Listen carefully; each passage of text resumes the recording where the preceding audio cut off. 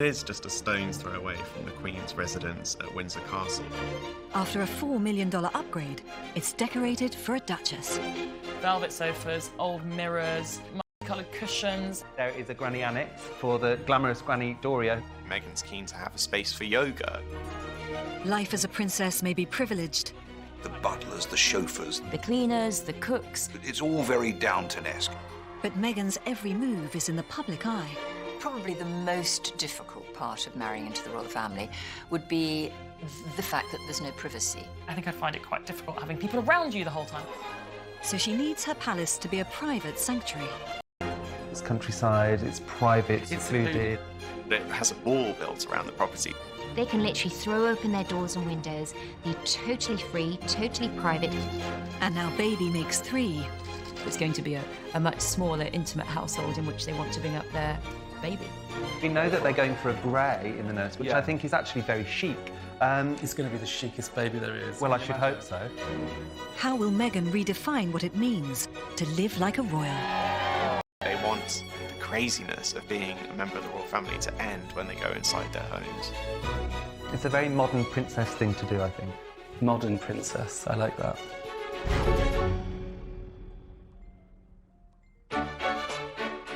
Marrying a royal has given Meghan Markle access to one of the world's most famous real estate portfolios.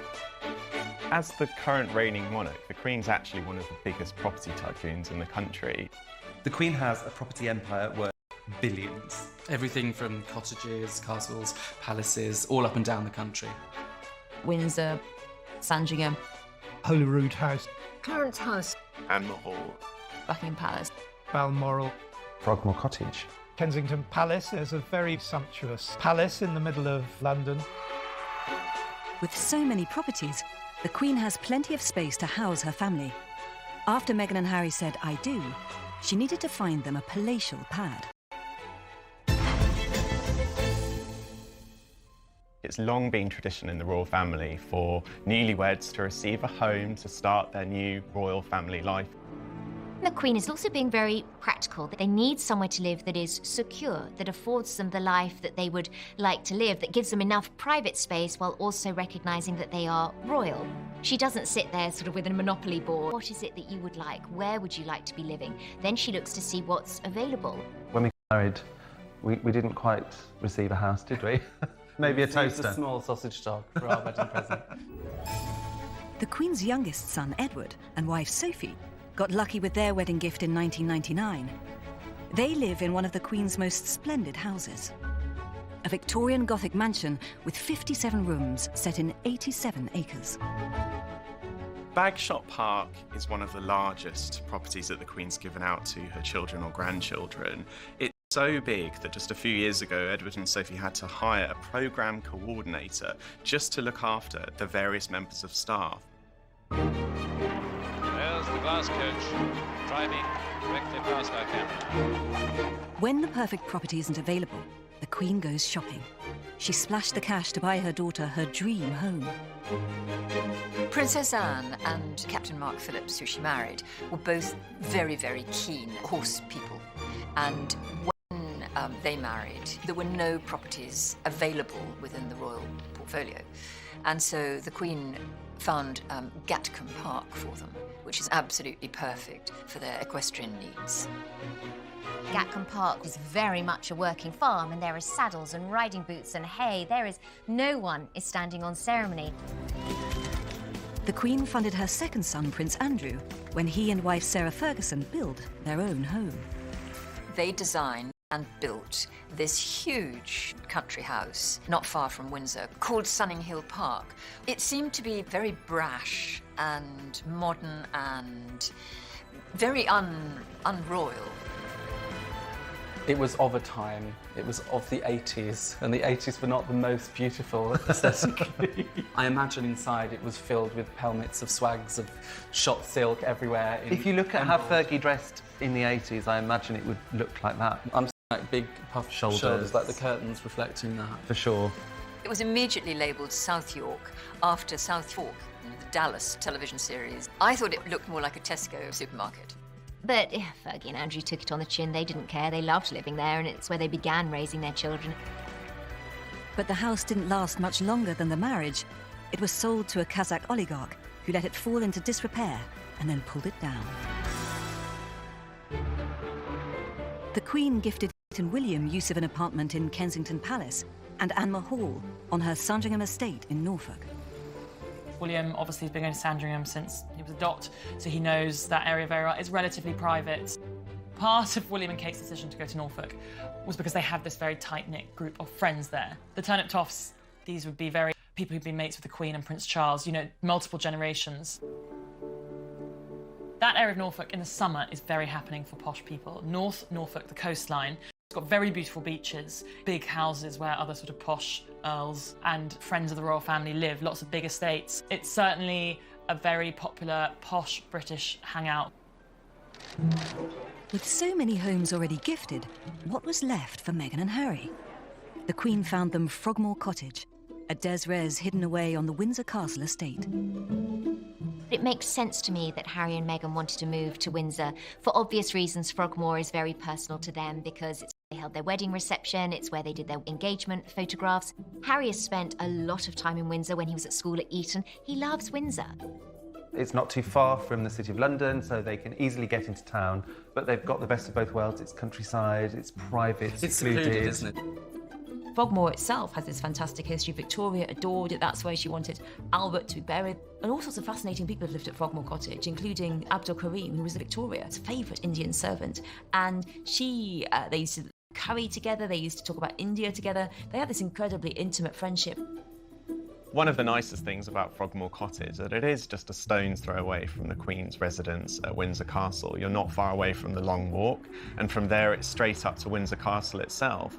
And I think for the Queen, having one of her favourite grandchildren nearby is quite a nice little luxury. You know, I'm sure that would have gone through her mind when she gave Frogmore Cottage to Harry and Meghan.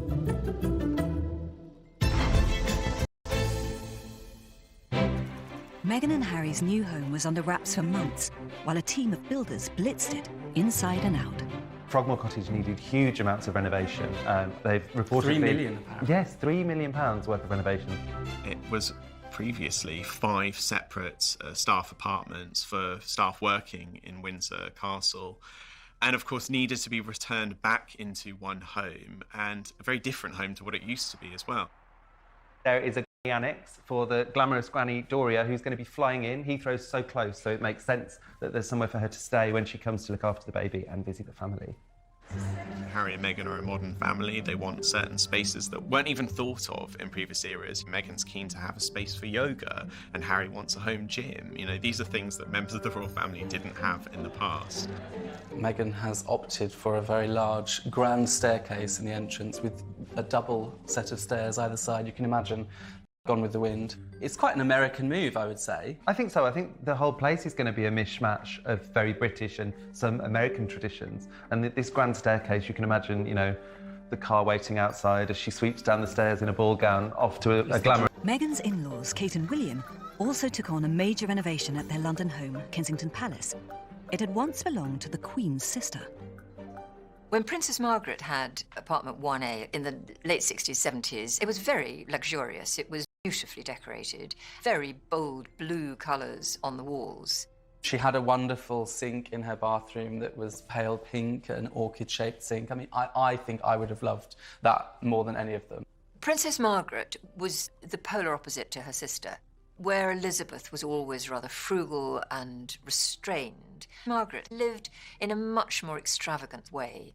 She had a much greater sense of style than her sister. Her flat at Kensington Palace was famed for rather wild parties. But the apartment was neglected after Margaret's death in 2002 and rapidly deteriorated. When William and Kate took over apartment 1A, it needed extensive work. The windows, the roof, pipework, electrics. There was asbestos, there was really bad wiring, heating that hadn't been updated. So it was a massive renovation job because it is quite a big property. For you and I doing up a home, we're going to be thinking about the bedroom, bathrooms and the kitchen, and that's about it. For William and Kate, there were 22 rooms to think about. It might be a palace, but the Cambridges were keen to lead a modern, domestic lifestyle. It was important that the kitchen would be the heart of that home. So it was the first time, actually, that apartment 1A had a proper kitchen installed that a family could use, not just a chef. It is Kate and William doing the majority of that cooking themselves. Kate came from a pretty regular family home where lunch around a kitchen table, entertaining in that way was really important. And I think it's great that she wants to continue that tradition with her family and her children. It's a very modern princess thing to do, I think. Modern princess, I like that. There was a report that the Queen didn't quite understand why would they want another kitchen, because surely that's where the staff work. And of course that's the life that she knows.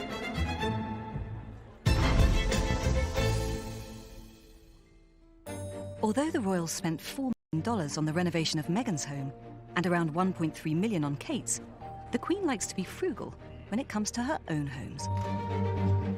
The Queen is very aware that many people in the country don't have much money, only have small houses, lots of people don't even own their own home. She's very aware of her public image, and unlike many other royals, before and since, she really hasn't renovated the palaces very greatly. They remind her of her happy childhood with her parents. She has moved into what they are and been happy with what she has. However, after years of neglect, the Queen had to give Buckingham Palace a much-needed makeover. 2016 saw the start of a 10-year renovation project. It's a lot on the dilapidated side. Bits were frankly falling off. Chunks of masonry from the portico, one nearly hit Princess Anne a few years ago. It's incredibly run down in the places that we, the public, don't get to see, and requires a lot of money to bring it up to any kind of livable state. Much of the palace's 100 miles of electric cable and 20 miles of heating pipework will be replaced in the $480 million refurbishment. Now, much of Buckingham Palace hasn't been touched in 50 or 60 years, so there's boilers that are leaking, there's asbestos, there's dodgy wiring, there's so much that hasn't been replaced.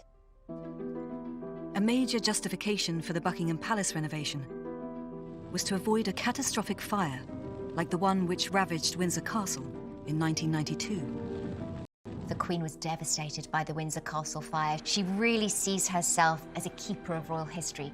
So to see it go up in flames as quickly and voraciously as it did was devastating. The firemen, they were amazing. Prince Andrew did a very good job of sort of leading a chain where they were getting all the artefacts out, the art and the priceless antiques.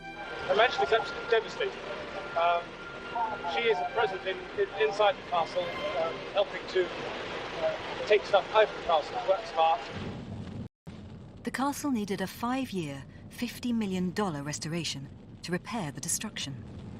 When they were doing the renovation, they did think, now that it's a burnt-out heap, how can we make this more energy-efficient moving forward? How can we make sure that we restore it to its former glory, but make sure that the wiring is correct this time round? So, yes, they were able to use it to correct some old issues and bring it up to the present day.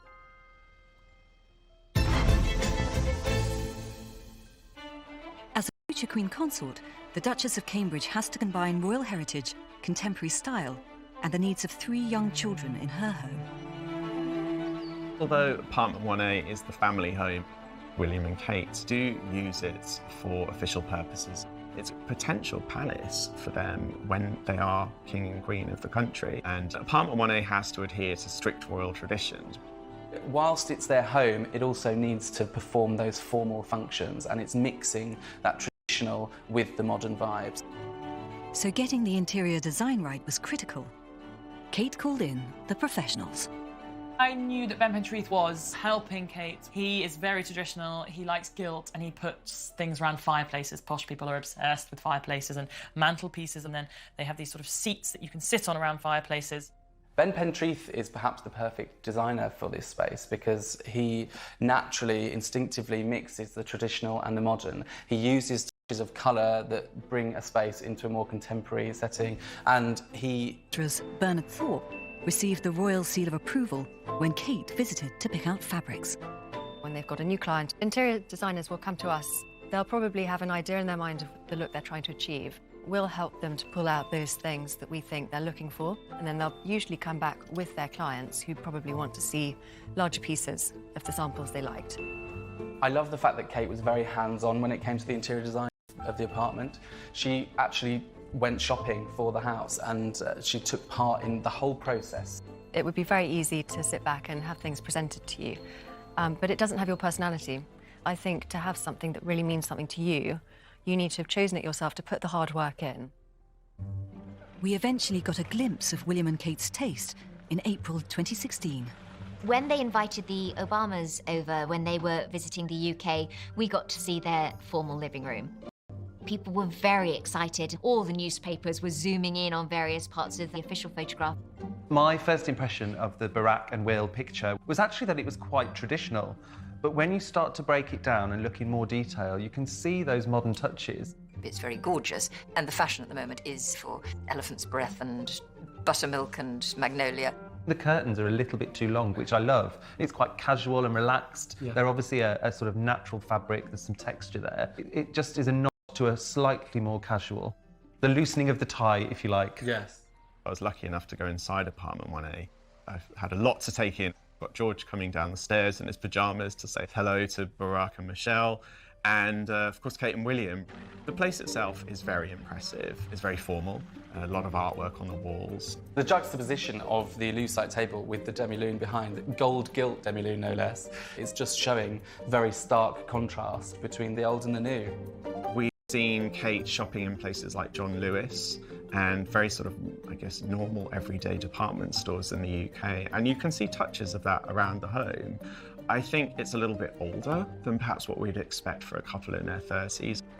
Kate and William are a relatively young couple, so I expected their apartment to reflect that a bit more, but instead we saw something which you sort of expect in Buckingham Palace, which might have been a room that had looked the same for sort of 200 years. I just thought there might have been a more relaxed vibe to it, and there wasn't. But then on the other hand, they do need to have a certain level of grandeur in these rooms, but I think there's a way of doing grandeur and not making it look quite so sort of 18th century. Meghan and Harry are known to have more contemporary tastes and want a cooler vibe for Frogmore Cottage. Meghan has a more relaxed style than Kate's, fewer dead relics on the walls perhaps, more contemporary art. Harry and Meghan, I think, are creating more of a kind of hotel vibe. Got a glimpse inside Meghan's home in Toronto, and she clearly loved white furnishings. It was all very clean, fairly monochromatic. It was cosy still, but she loved big white flowers. Everything was kind of white. And actually there's a flower seller outside St Mary's Church on Kensington High Street, and Meghan regularly buys flowers from her, and she said she always buys white flowers. Harry and Meghan's first date was at an outpost of Soho House, Dean Street Townhouse. So they, since the very beginning, have been big fans of this chain. Makes sense that they've hung out there. It's very fashionable, lots of celebrities and members. And then we know now that Vicky Charles, who was the group design director for Soho House for 20 years, has been designing Frogmore Cottage. And so it's really her vision. If you go to a Soho House, it's quite shabby chic. Velvet sofas, old mirrors, sort of multicoloured cushions, log stoves. The interiors there are all about atmosphere and creating somewhere that is really safe and comfortable and elegant. And I think we're going to see a lot of that translated into Frogmore. I think there's going to be lots of warm layers and textures, and perhaps some colour as well. And this modern style even extends to baby Sussex's nursery. They're actually using a vegan organic paint, which is scented with rosemary and eucalyptus. We know that they're going for a grey in the nursery, which I think is actually very chic. It's going to be the chicest baby there is. Well, I should hope so. For Meghan and Harry, Frogmore Cottage is an idyllic escape from Kensington Palace, where they first set up home together. The palace is in the centre of London and surrounded by onlookers. Probably the most difficult part of marrying into the royal family would be the fact that there's no privacy, or very little privacy. The governess of the Queen said when the Queen was a child, royals are only private in the womb. Kensington Palace also houses multiple generations of royals. It's essentially an upmarket housing estate full of Windsors.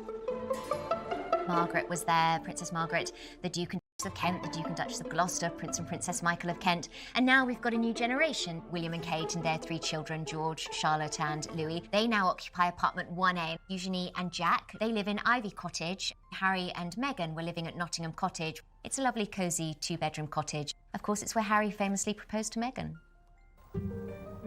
The palace was William and Harry's childhood home. Their mother Diana moved there in 1981, along with many of her staff and their families. Father had been working in the press office for Charles and Diana. He was one of their press secretaries. It was actually very special living at Kensington Palace. I was in my late teens, and we would see William and Harry coming and going with their nanny. Diana would liken Kensington Palace to Coronation Street. I guess that's the very English version of Melrose Place. Kensington Palace is stuffed with all the royals, all living together. I can't imagine living with my in-laws in that way. It would be crammed in the same space, aren't they? It must be Crammed like sounds mean, but there's a lot of room, but you're right on top of each other. Yeah. I think it's just, when you're living in close quarters with family members, there are curtain twitchers. People are sort of watching who's coming and going. Princess Margaret, for many years, lived next door to Diana when she was on her own there. And I think, Princess Margaret was very sympathetic to Diana. But I think there was also a feeling that the gardens were perhaps overlooked and there was not much privacy there. After Diana separated from Prince Charles in 1992, Kensington Palace was surrounded by press photographers, eager for a shot of the world's most famous single woman. She was constantly seen coming and going because in her era, paparazzi photographers were allowed to stand at the gates. So there was any number of photographs of her driving in and out. Diana was very good at actually dealing with that. Reluctantly would give them a smile and a wave and look as though that she wasn't bothered. But deep down, yes, she didn't like it. She did see it as an invasion of her privacy. If Diana happened to have a gentleman friend that she wanted to see, yes, they were smuggled in the boot of a car because that was the only way to avoid any kind of scandal, salacious gossip. It probably did feel like something of a gilded cage because she couldn't go anywhere. And that's why she had asked her brother, Charles Spencer, if she could have a bolt hole on the Spencer estate. He at first said yes, and then he reneged on that offer because he was worried that there was going to be too much press intrusion. And as a result, he and Diana had a frosty relationship. Sadly, they were never able to reconcile. Kensington Palace became the focus of the world's grief after Diana's tragic death in 1997. Harry watched what happened to his mother, and I think he's absolutely determined the same thing will not happen to Meghan.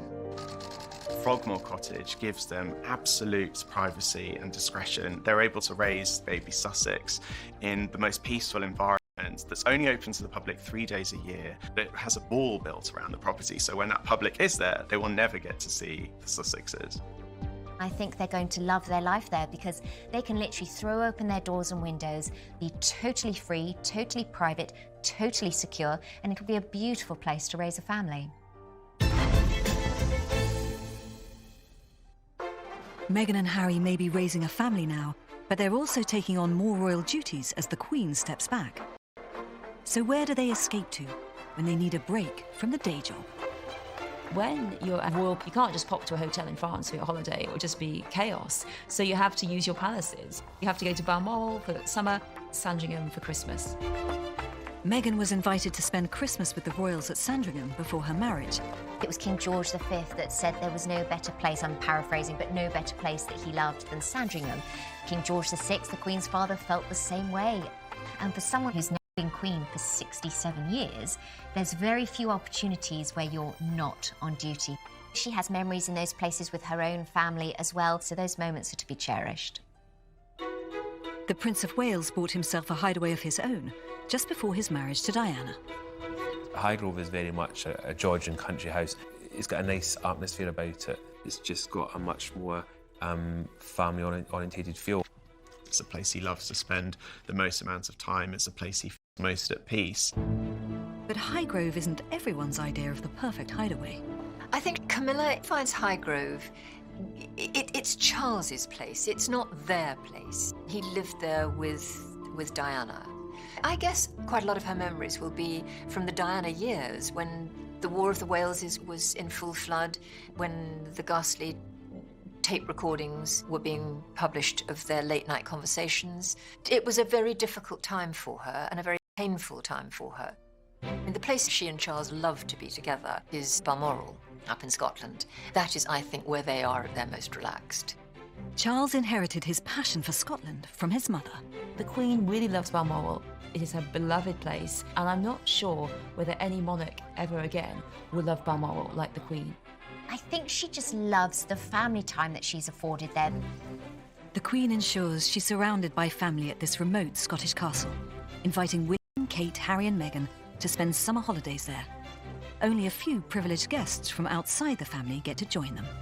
My dad has a great story. He got to go up to Balmoral and the Queen invited him and their other guests for the weekend on a picnic. And then after the picnic, everybody clears up together. And he went to the sink and he didn't really pay attention to the person standing next to him. He just said, as one would, "I'll wash you dry." And this voice very curtly says, "No, I'll wash you dry." And it was the Queen. I know. She's not precious. Yes, we want her to behave like the Queen when we're seeing her out in public, but I kind of love that she's like the nation's favourite granny too. And when Meghan stays at Balmoral, she'll need to be careful what she packs. I know that Cherie Blair, the wife of the former Prime Minister Tony Blair, the Prime Minister's always invited to go and stay up at Balmoral, the Queen's Scottish castle, and Cherie had packed and didn't realise the first year they went that a butler or valet would unpack for her. I was then mortified to find out later that they'd unpacked her stuff and her contraception had been put in a bathroom cupboard. This is why they say their son Leo came about, because when they went back the next year, she didn't pack contraception, supposedly, because she was so embarrassed at the thought of a fixture on the Queen's calendar. But is it really the perfect summer vacation spot for Kate and Meghan? Kate loves that same royal lifestyle. She loves all the outdoorsy things. She wants to be surrounded by dogs and out in the stream. Meghan, I'm not sure. She's a California girl, so while I think she would appreciate the countryside, I think she'd find Scotland quite tough. Meghan's made no secret of how much she loves the sunshine and yoga outside on the beach, and Balmoral, you've got to be made of pretty stern stuff because it can be very cold up there even in the middle of August. I'm sure she will go because Harry will want to go and she'll want to go and share that part of his life with him, but I'm not sure we will see them go for perhaps the same length of time as they would have done in previous years.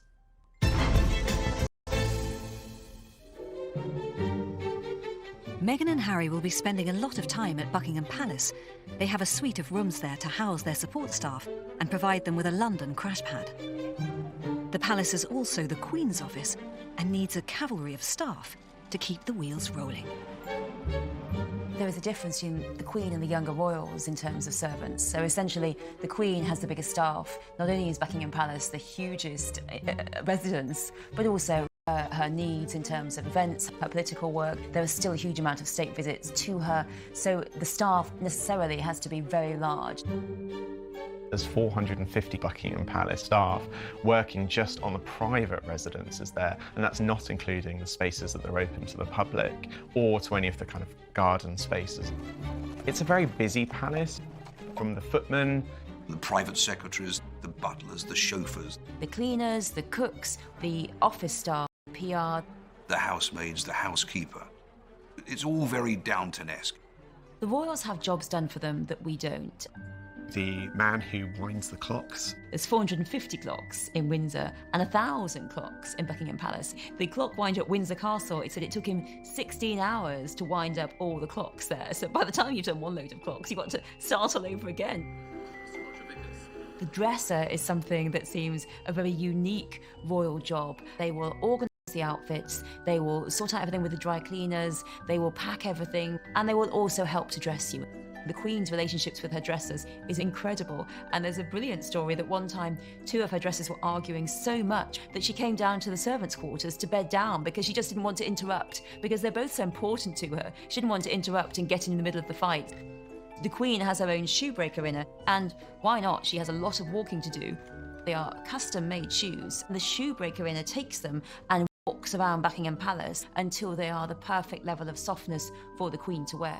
Some of the traditional jobs at the palace might seem rather eccentric to a modern-day princess. For the Queen at Buckingham Palace, things are a little different. She has a piper, a bagpiper, that plays for her every morning without fail. She loves the sound of the bagpipes, and for her, that's the perfect way to start the day. The royal footmen have the key job of looking after the royal corgis, and sometimes they are a bit resentful that they don't get to serve the actual royals, because the corgis have a lot of needs. Fresh chicken, fresh meat, cooked for them freshly, put in their bowls, their bowls and their baskets are off the ground so they don't get drafts. And some footmen in the past have been a little bit frustrated by this. When Meghan's at the palace, every royal servant she comes into contact with is going governed by a strict code of conduct. The house is packed full of people. You're really supposed to try and be as inobtrusive as possible because you cannot bump into a royal. So it's not an equal sharing of the house. It is the royal's house. And so if they are trying to get somewhere, you need to get out of the way. And that's the way it works. And all staff are sworn to secrecy. It's the fear that even the most trusted servant might one day sell his soul. And your story, your innermost secrets, will be splashed across the front page of a newspaper. There have been royal members of staff who've gone on to a degree of fame, notoriety, to a degree of financial reward. I think the most fascinating story is Miss Marion Crawford, who was the governess of the Queen and Princess Margaret when they were little girls. She went with them to Buckingham Palace when their father became king. She was there for the courtship between Elizabeth and Philip, and she was such a trusted member of the household. They told her everything, they were devoted to her, and when she left the household, she wrote a book about the princesses, about everything. And this was published in America. Now this incredibly private family, all these secrets are laid bare, and the royal family were really shocked. They were shocked, they felt betrayed, and they never spoke to her ever again. If you leave and you talk, then that is the end of any relationship you've ever had with the royals. Harry's been brought up with servants, but for Meghan it's a whole new and luxurious way of life. Prince Charles's former butler, Grant Harold, trains staff to cater for the famous, rich and royal. At the state dinner at Buckingham Palace, pudding cutlery always goes at the top. As well as doing all the traditional things you expect, I teach them how to shake hands, how to sit down correctly, how to walk correctly. When you do a breakfast tray in a royal home, the teapot, make sure that it's already pre-warmed. We've got some toast. Royal homes, stately homes, they tend to cut the crusts off. Now, there was an old rule from years ago that married ladies could have because they weren't married and they were looking for a husband. Princess Margaret famously used to be brought a breakfast tray, I think at 9 o'clock every morning, and then she'd spend the next 2 hours lying in bed, reading the papers and chain smoking. Try to keep it level as you go up the stairs. She'd be brought buttered eggs. She wouldn't ever call, they weren't supposed to be called scrambled eggs because scrambled was deemed common, but buttered eggs supposedly was what she was brought on her breakfast tray. You get to this point, knock twice, you just want to... Come in. Good morning. Good morning. Is the tray right here? Perfect, thank you. Meghan can learn from the Queen how to be the hostess with the mostess at her own royal palace. You and I might have a dinner party and invite perhaps 6 friends round. The Queen very often will have a banquet for hundreds of people at Buckingham Palace. And although she has all these people to do the work, she is actually a fantastically good hostess and quite a proud hostess. And she will go and check the arrangements before any banquet. If she's got a visitor coming to stay, like Barack Obama, Thank you so much for the she will inspect the rooms. She would choose which suite of rooms they're going to stay in Buckingham Palace, and she will check them out. She will select some books to put by their bedsides, and she would generally prepare for a guest like you and I might prepare for a guest. There are even strict rules for those royal guests to follow.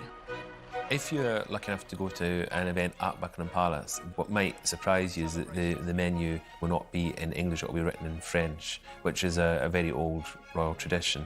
It's quite nice, and I think it keeps people on their toes as well, because when they sit down, they've suddenly got to really concentrate on what the menu says. If you're dining with the Queen, you've got to make sure that before the Queen stops eating, you've finished. If you haven't, then unfortunately, the staff will come in and take your plate away. But dinner at Meghan's place is likely to be a much more informal affair. Meghan loves to cook, we know that, and she loves to entertain and prepare food for her friends. So I think moving to a much bigger space, we're going to see her entertaining more, lots of private parties with pals, where I think it'll be quite relaxed. I don't think you'd be very relaxed if you were invited over to Meghan's house for a party. Can you imagine? Meghan and Harry's more relaxed attitude to protocol means they won't surround themselves with servants. There has been an attempt from the Duke and Duchess of Cambridge to have fewer staff around them. And I think that the trend of the younger royals having a smaller staff is going to be even more intensified with Harry and Meghan setting up home in Frogmore Cottage. I can't think that Meghan and Harry will ever want a huge number of staff, but I do think that they will need somebody who will manage whether Harry and Meghan would go the whole hog and have valets and footmen.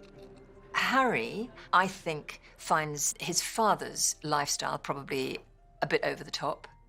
He is of a much younger generation, obviously, and he's had a lot of friends, and he's been to their houses. He was in the army. He is probably more comfortable with the frugality than the huge staffing levels and luxury. At the last count, Prince Charles had 118 staff, which means he never has to do his own chores. A 2003 documentary shows Harry cleaning his own boots, something his dad can't get his head around. What? Yes, I'm not just doing it for them. I'm not just doing it for them. I always do it. I always clean them. I played yesterday. I didn't have a chance. There was someone else to do it for you. Huh. Prince Charles famously had valets who did quite a lot for him. They put toothpaste on his toothbrush. Sometimes if you have that level of assistance, it can seem that you're divorced from reality to a degree. There have been a lot of stories about Charles. There is no doubt that he likes his luxury, and he is a bit pampered because he has the staff to pamper him. He does have a very bad back and does like to sleep on his own mattress, if that is humanly possible. And he certainly takes cushions to sit on and to put his back against on chairs. The idea that he travels the world with his own lavatory seat is nonsense. The first royal moderniser was William and Harry's mother, the Princess of Wales. Diana was revolutionary. Diana wanted a completely different approach to how royalty dealt with staff. Before her marriage in 1981, she had spent some limited time at Buckingham Palace and was befriended by one of the Queen's stewards, who was incredibly helpful to Diana at a difficult time. You know, here you have an 18, 19-year-old, and she thought, well, look, you know, maybe that's how I should sort of treat my staff. The protocol, before I even went to the Kensington Palace, you always referred to them first thing in the morning, Your Royal Highness. Almost from day one when Diana came out of the door and I said, oh, bow my head, good morning, Your Royal Highness. She said, oh, you can stop all that crap, Ken, you know. You know, she effectively was running the house by speaking to the chefs, you know, speaking to the housekeepers, going to see the chauffeurs, letting them know what her word was, which was a complete change in how royalty dealt with their staff. Diana loved to be down in the kitchens, and Harry and William used to go into the kitchen and ask for treats and snacks. I remember hearing from a former palace aide that the chef that they had at Kensington Palace used to get frustrated sometimes because Diana would just take it upon herself to go up in the kitchen and make the boys a pudding or, you know, bowls of ice cream, and that was his job. But she just really enjoyed this closeness to staff, which was completely almost an anathema. The prince, who found that her relationship with staff was probably too close for comfort. And Diana's sons clearly want more relaxed households. We obviously see William as well not wanting to perhaps have the closeness of a valet that his father did.